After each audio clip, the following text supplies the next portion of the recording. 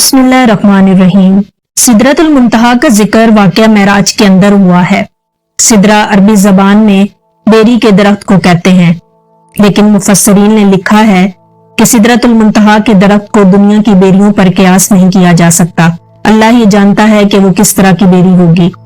और मुंतहा के मायने इंतहा या आखिरी हद है, यानी वो मुकाम है जहां से आगे मखलूक को जाने की इजाजत नहीं। सिदरतुल मुंतहा पर हर आलम का इल्म खत्म हो जाता है और उसके आगे जो कुछ भी है वो अल्लाह के अलावा कोई नहीं जानता।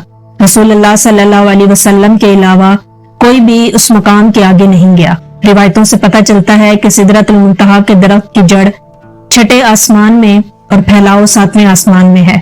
मेराज की रात में जब नबी करीम मोहम्मद सल्लल्लाहु अलैहि वसल्लम को हजरत जिब्राइल आसमान पर ले गए और अल्लाह के हुक्म से एक के बाद दूसरे आसमान की सैर करते हुए जब आप सल्लल्लाहु अलैहि वसल्लम सातवें आसमान में दाखिल होने लगे तो सिदरतुल मुंतहा का मुकाम आया, जहां एक अजीम दरख्त मौजूद था जिसके फल मकामे हिज्र के मटके जैसे थे और पत्ते हाथी के कानों की तरह थे।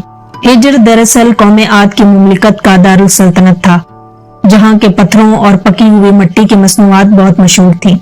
17वीं सदी में शाम, लिबनान और रोम के इलाकों में सिदरा नामी एक दरख्त पाया जाता था। दुनिया की बदलती आबो हवा और क्लाइमेट चेंजिंग की वजह से साल 1937 में इस दरख्त की नस्ल ही खत्म हो गई। मुहर्रिकीन और माहिरे नबातियात ने इस दरख्त की ऊंचाई 150 फीट और गुलाई 40 फीट लिखी है। इस दरख्त में होने वाले फल बिल्कुल हिज्र के मटकों के मुशाबे थी। इस तारीखी दरख्त के जलाल और अजमत को देखकर इंसान हैरत में डूब जाता है, जो अपने दौर का एक अजीम और खूबसूरत दरख्त था। बाइबल मुकद्दस में भी इस दरख्त का तज़किरा रीस के नाम से किया जाता है। हजरत सुलेमान, हजरत मूसा और ईसा अलैहिस्सलाम के इरशादात में भी बड़े अदब के साथ इस दरख्त का नाम मिलता है, जिसमें इसकी अजमत बयान की गई है। ज़बूर में इस दरख्त को ट्री ऑफ लॉर्ड यानी खुदावंदे खुदा का दरख्त कहा गया है। हजरत दाऊद और सुलेमान अलैहिस्सलाम ने अपनी इबादत गाहें और महलात इसी दरख्त की लकड़ियों से बनवाए थे।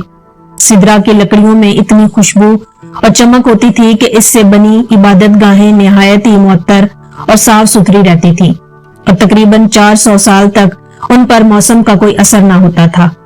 शाम, लिबनान और यूनान के अलावा सिदरा का ये दरख्त हिंदुस्तान के हिमालय सिलसिलों में भी पाया जाता था, जिसे देवदार कहा जाता था। इस दरख्त को हिंदुस्तान में देवता का दरख्त माना जाता है, इसलिए इसका नाम देवदार है, जबकि अरब में सिदरा के इस दरख्त को अजर कहा जाता था, जिसे शजरतुल्लाह के नाम से याद किया जाता है। ये तीनों नस्ल की दरख्त दरअसल एक ही खानदान से ताल्लुक रखती थी और इसी खानदान में बेरी का दरख्त शामिल है। इसलिए इस्लाम से कबल अरबी किताबों में बेरी के दरख्त को सिदरा ही कहा गया है। मुख्तसर ये कि सिदरा कदीम दौर का एक अहम और नायाब दरख्त था, इसलिए कुरान और हदीस में सिदरतुल मुंतहा को दुनिया के इस बेरी के दरख्त से तशबीह दी गई है। लेकिन सिदरतुल मुंतहा जो सातवें आसमान पर मौजूद है, इन दुनियावी बेरियों के दरख्त के जैसा बिल्कुल नहीं। हजरत अब्दुल्ला इब्ने मसूद रज़ियल्लाहु ताला अन्हु ने फरमाया कि सिदरतुल मुंतहा छठे आसमान पर है। जमीन से ऊपर जाने वाली चीजें सिदरा पर आकर रुक जाती हैं, फिर उन्हें फरिश्तों के जरिए वसूल किया जाता है और इस तरह ऊपर से नीचे आने वाली चीजें इस तक आकर रुक जाती हैं, फिर इन्हें नीचे से मौसूल किया जाता है। मुफस्सिरीन ने लिखा है कि सिदरतुल मुंतहा के करीब ही जन्नतुल मावा है, जो जन्नत का आला तरीन मुकाम है और जहां क़यामत से पहले शहीदों की रूहों को ठहराया जाता है।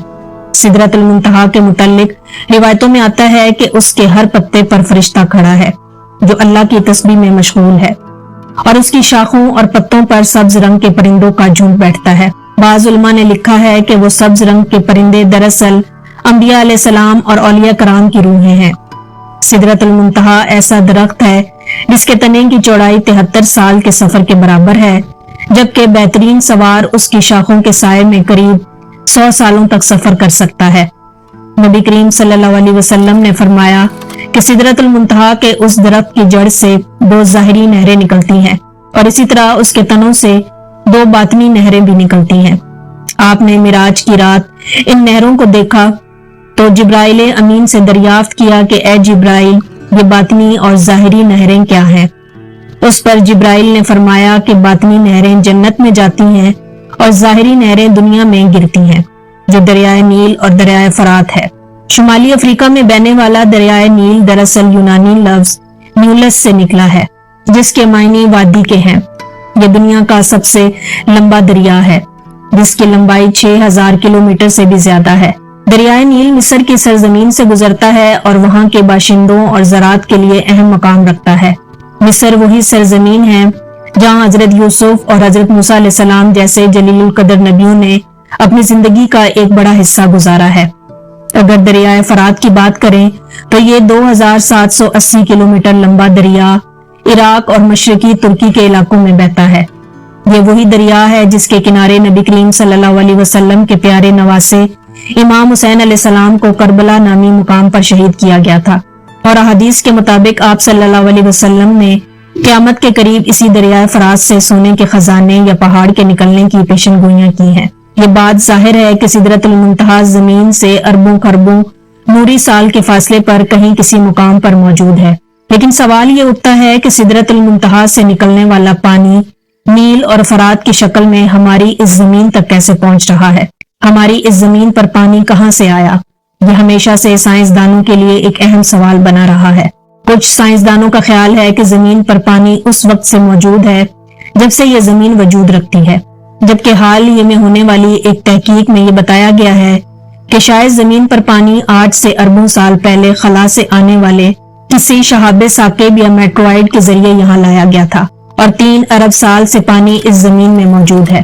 اب سوال یہ ہے کہ وہ شہاب ثاقب جو اربوں سال پہلے اس زمین پر گرے تھے اور پانی کو یہاں لانے کا ذریعہ بنے، کیا وہ اس جگہ سے آئے تھے جہاں سدرۃ المنتہا موجود ہے؟ ایک نظریے کے مطابق سدرۃ المنتہا کی جڑ سے نکلنے والی وہ نہریں اس دنیا میں ایک غیبی راستے کے ذریعے آتی ہیں، جسے جدید سائنس کی زبان میں ورم ہول یا پورٹلز کہا جاتا ہے۔ یہ وہ راستہ ہے جس کے ذریعے ہم لاکھوں اور کروڑوں نوری سال دور کسی چیز پر ایک مخصوص دروازے کے ذریعے چند سیکنڈ میں پہنچ سکتے ہیں۔ یوں محسوس ہوتا ہے کہ ان نہروں کو اس دنیا میں لانے کے لیے اللہ کے حکم سے انہی راستوں کا استعمال کیا جاتا ہے۔ قرآن مجید میں ایک سورہ المارج کے نام سے موجود ہے، جس کے معنی سیڑھیاں یا آسمان پہ جانے کا راستہ ہے، یعنی ایسے راستے جو اس زمین کو کسی اور ہی دنیا کے ساتھ کنیکٹ کر رہی ہوں۔ جیسا کہ اللہ نے سورہ مارج میں فرمایا، اللہ کی طرف سے ایسے راستے جنہیں فرشتے اور روحیں استعمال کرتی ہیں تاکہ وہ اوپر کی طرف چڑھ سکیں۔